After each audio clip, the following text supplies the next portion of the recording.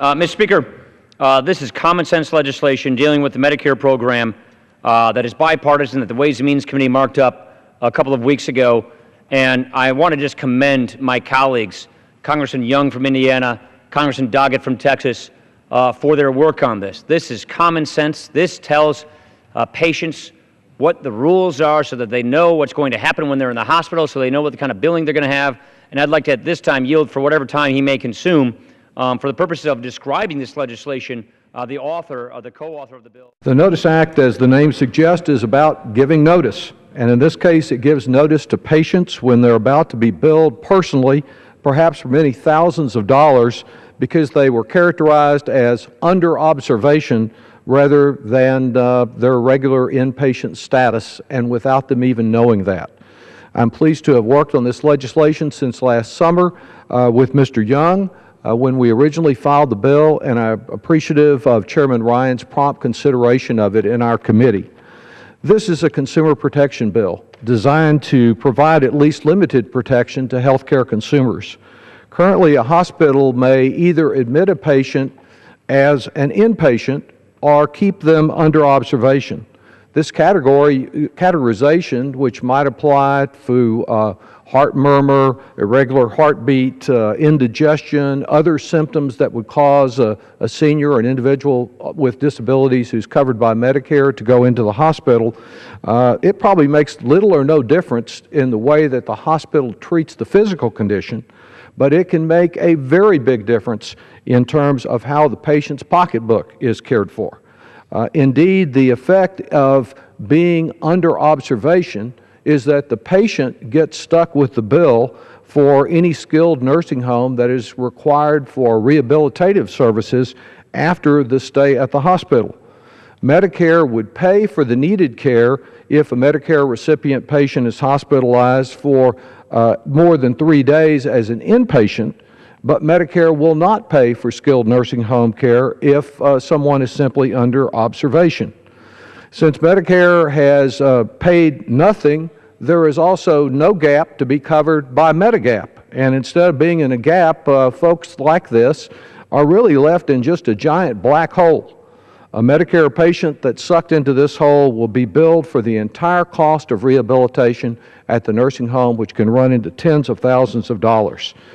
This practice is happening more and more across America, though it is largely unknown to most people until they get caught up in it. In 2012, Medicare patients had more than 600,000 observation stays that lasted 3 days or more. According to one study, over a 6-year span, the number of stays under observation has increased by 88%. And many Medicare patients are being put under observation for a length of time that exceeds the guidelines that have been set by Medicare. Last year on the NBC Nightly News, Kate Snow profiled Kelly Neelam, who discovered that this costly classification had a big impact on her hospitalized husband.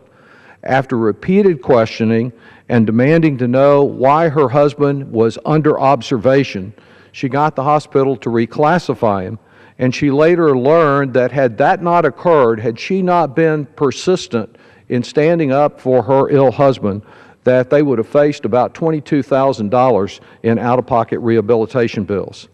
Last year, with so many patients facing insurmountable out-of-pocket costs for skilled nursing care after unknowingly being placed under observations, the New York Times actually ran a piece that was designed to provide guidance to healthcare consumers about how to get out of this observation category.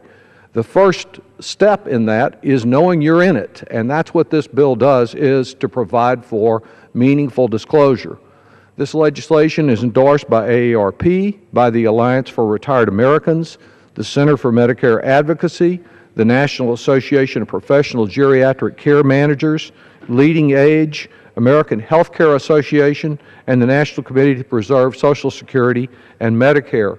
And I would ask unanimous consent to place in the record letters from 2 of those groups in support of the legislation. Without objection, so ordered.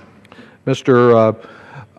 Speaker, I also appreciate the help we've received for the Center for Medicare Advocacy. They have had reports, again, from people all over the country of being placed in this situation.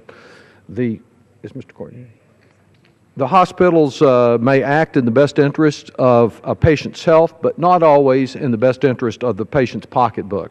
The Notice Act is equipping patients and their loved ones with the knowledge that they need to be effective advocates and avoid crippling financial repercussions. With that, Mr. Speaker, I reserve the remainder of my time.